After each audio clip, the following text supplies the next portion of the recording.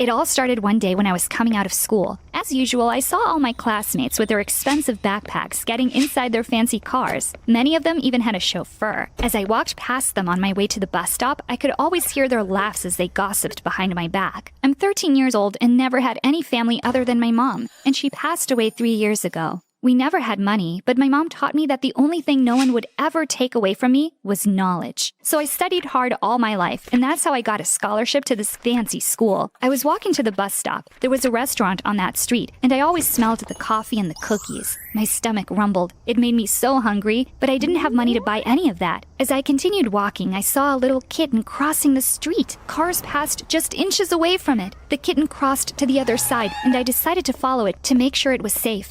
I followed it for a couple of blocks until it turned into an alley and hid inside a trash bin. Well, I thought at least it would be safe there, so I turned around to leave. And that's when I saw a black car parked at the end of the alley. There was a man outside leaning against the car, dressed as a chauffeur. And inside, on the back seat, I saw a man and a woman kissing. I learned to mind my own business a long time ago, so I kept on walking. I arrived at the bus stop and, after a moment, the car appeared at full speed and stopped abruptly inches away from me. I realized it was the same car as before, just seconds before I heard a door opening and someone pushing me inside onto the back seat. As the car sped up again, I looked at the man sitting next to me. It was actually a handsome older man, around 40 I guessed. He looked at me seriously, but his gaze looked tired and lost. It didn't make me scared, he was somewhat mysterious. And then he asked sharply, "What do you want?" And that brought me back to reality. "I don't understand," I said. It was true. "What do you want in exchange for keeping the secret?" he asked. "What secret?" I asked. He got closer to me and scanned me from head to toes. "I see," he said.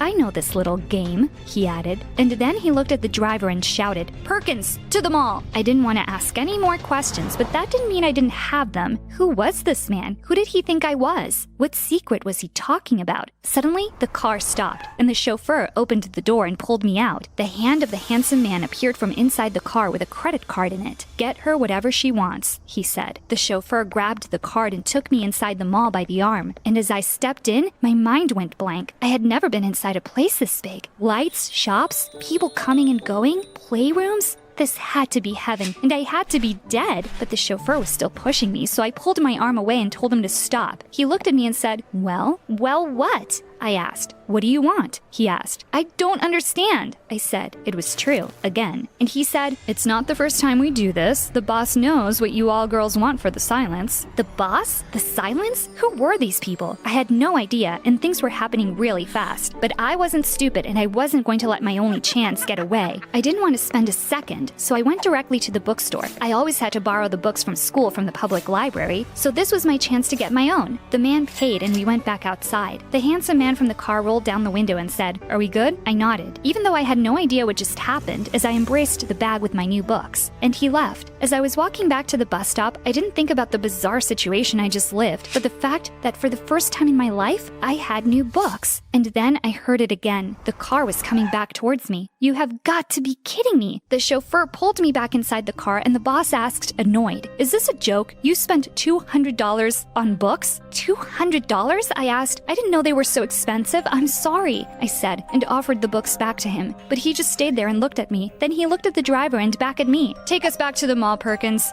he shouted. Then he got really close to me and said, "Okay, this is how it's going to be. We're going to go inside the mall again, and you're going to spend real money on real things. You hear me?" I couldn't understand why he meant it as a threat, but I nodded in silence. At least I got to keep my new books. As we arrived back at the mall, we got out of the car. He took the books away from me, threw them inside the car, and said, "Leave them. You'll get them later." We went back inside the mall, and again I was amazed by the amount of information and different noises. He took me directly to the jewelry store and said, "Pick." He sounded like he was in a hurry, but I was definitely not going to choose anything from that store. I looked at those expensive things as they were glowing, but did not dare to touch any. "What is it?" the man said impatiently. I sighed and answered, "I live in a foster home and share my room with 7 other orphans. There's no chance any of this will survive there." The man took a step back and scanned me again. "I don't understand," he said. I assumed he was referring to the school uniform. How could an orphan pay for that fancy school? My mom said that knowledge was something no one would ever take away from me, so she told me to study as hard as I could. "I have a scholarship,"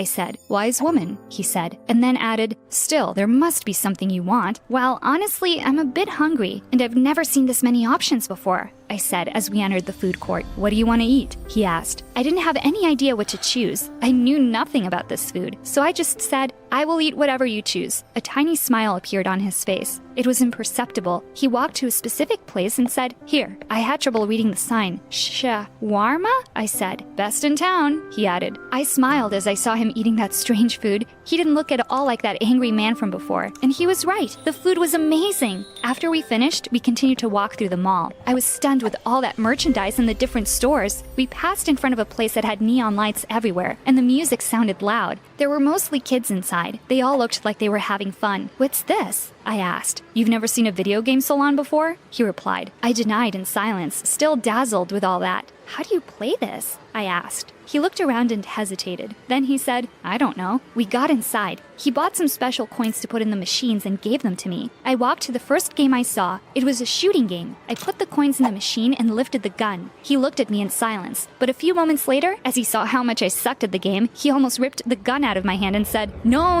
you're missing everything. He then started to shoot at everything with an ability that was not human. I stood there watching him play. It was so much fun. This was in fact a very strange man. After a while, the screen showed the words, Congratulations, you've won, and he gave the gun back to me. That's how it's done, he said. I looked at the screen and said, Look, 2 players. He hesitated again, but then agreed. We started playing the game together, and we lost track of time. You're getting really good at this, he said. After we won a hard fight against the opponent, we even high-fived. He continued to buy coins, and we were there for a couple of hours. When we left the mall, it was already dark. Well, I said, thank you for this day. I have to go. But he got instantly serious. Wait, he said. I'll take you home. I got in the car and hugged my books again. He looked at me and said, Your mother really was a wise woman. When I got out of the car and he left, I thought I had dreamt it all. What a strange day. No one would believe me if I told them. I couldn't sleep much that night, so I used the time to study for the upcoming test the next day with my new books. As we were doing the exam, I saw that my classmate Tanya was having problems with it. She was writing things and erasing them many times. We were close to the end of the period, so I got closer to her and let her copy from my exam. When we got out, she came to me and thanked me. We walked together to the cafeteria talking, but when we arrived, Andrea, the popular girl in my class, stood in front of us and looked at Tanya with disapproving eyes. I looked to the floor, ashamed and somehow scared of Andrea. Are you coming to the party tonight? Andrea asked Tanya. I don't know, she replied. Are you coming, Sheila? I looked up puzzled. No one ever invited me to those fancy parties. And as I looked at Andrea, I could tell she was not happy with the idea. Sorry, I have to study, I said. And Andrea said,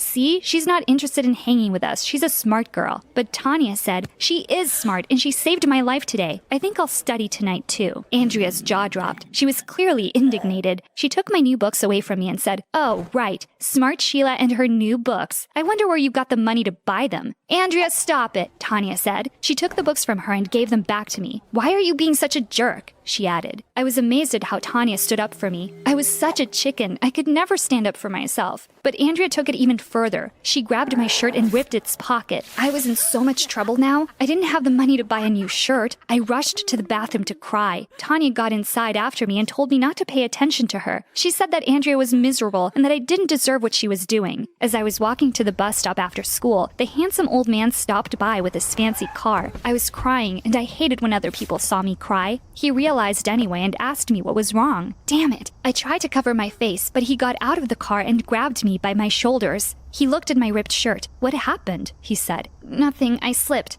I lied. I've heard that one before, he said, and added, You want to shoot some people? I looked at him and smiled. Absolutely, I said. We went to the mall and the man bought a lot of coins. We went back to the shooting game and played for hours. I hadn't noticed how good it was to release stress. I was having fun for the first time in my life and I didn't even know the man's name. We became so skilled at that game that we even started to have an audience. Everyone cheered and clapped as we passed levels and got the top record. And then we went to eat shawarma. I laughed as I told him I felt tired, like it had been me running through the minefields and not the game characters. He smiled for a second, but then said, Are you going to tell me what happened today now? I sighed as I remembered Andrea. She was a horrible person. There's a girl in my class who makes my life a living hell, I said. Why? He asked. But I looked at him with irony and said, You really have to ask? Because I'm poor, of course. And what did you do? He asked. But I replied, there's nothing I can do. I can lose my scholarship if I get in trouble. But to my surprise, he said, that's the best lie I've heard this year. I'm not lying, I replied. But he looked at me intensely and said, if you don't stand up for yourself, no one will. When I was young, I was the smallest in my class, and I was vulnerable and shy. Everyone made fun of me, and it only ended when I started defending myself. Trust me on this. You have to stand up for yourself, or you will get walked all over. I stood silent. I couldn't imagine this powerful man as a shy kid. I nodded, and then he took me back home. I was still a bit scared as I saw Andrea in school the next day, but when she started to make fun of me at the cafeteria in front of everyone, I thought about the man's advice. I stood up and went straight to her table to confront her. She got up and told me to go away, but instead, I took her orange juice and dumped it on her head. She started to scream and tried to grab my hair, but I dodged her and grabbed hers instead. I pushed her head to the table and told her to stop messing with me. Then I let her go. She stood up, looked at me, but said nothing. She turned around and rushed out of the cafeteria. All the kids there started to clap their hands. I felt relieved, but it didn't last long. A teacher got inside the cafeteria and sent me to the principal's office. I was in so much trouble, but against all odds, I felt good. The man was right. This had to end, and I was ready to face the consequences. As I got to the principal's office, Andrea was already there, waiting too, drenched in orange juice. The principal called us both inside his office and demanded an explanation. But before any of us could speak, I heard noises outside the office. And when the door opened, I saw the last person I could have imagined there. It was the handsome rich man. Andrea looked up too and sighed as she saw him. They exchanged glances for a moment, and I realized at that precise moment, he was Andrea's father. Mr. Anderson, please come in, the principal said. But when he looked at me, he frowned. I denied in silence. He looked at Andrea and then back at me, and I swear I saw him trying to hide a smile. The principal explained the situation, and he told Andrea's father that if he wanted to kick me out of school, he could certainly do it. There's no need to do that, he answered. But the spoiled Andrea complained. Shut up, Andrea, her father said, and added, you probably had it coming. Get out of here. Tell Perkins to drive you home. Andrea was about to say something, but he looked at her menacing. She gave me one of her killing looks and then left. Then he told the principal that it was okay, that I was probably under a lot of stress. But I didn't like this at all. I was so angry at him. He was a hypocrite. He was Andrea's father. I stood up and said, I don't need you to defend me. I must stand up for myself, remember? The man stood silent, surprised. I looked at the principal and said, I'm sorry for what I did. I take full responsibility.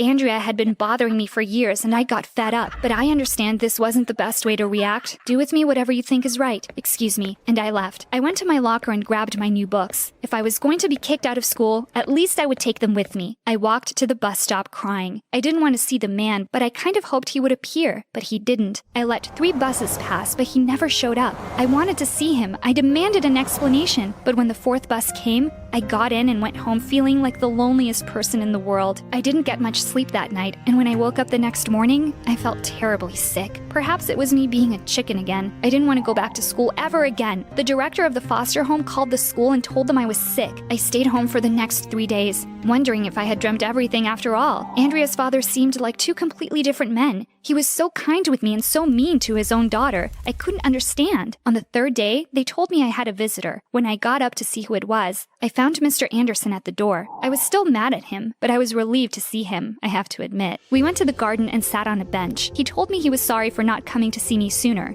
He wanted to make some arrangements first. What arrangements? I asked, and he said, adoption arrangements. What? I looked at him in silence. I was stunned. He said, you don't need the scholarship anymore. If you agree, of course. I thought for a moment. I don't want to be Andrea's sister, I said. Well, perhaps I was being overdramatic. I know, but he laughed. I said, don't laugh. I'm still mad at you. You can't solve everything with money. He got instantly serious and said, I know. I had a talk with Andrea last night. I didn't realize what a terrible father I'd been until I met you. You reminded me of what having a good time means, and I felt guilty that I wasn't sharing that with her. You taught me what it means to be a father, and I want to continue doing it with both of you. Wow, the man gave really good speeches. I smiled. I don't even know your full name, I said. And he answered, and I don't know yours, but we have the rest of our lives to get to know each other.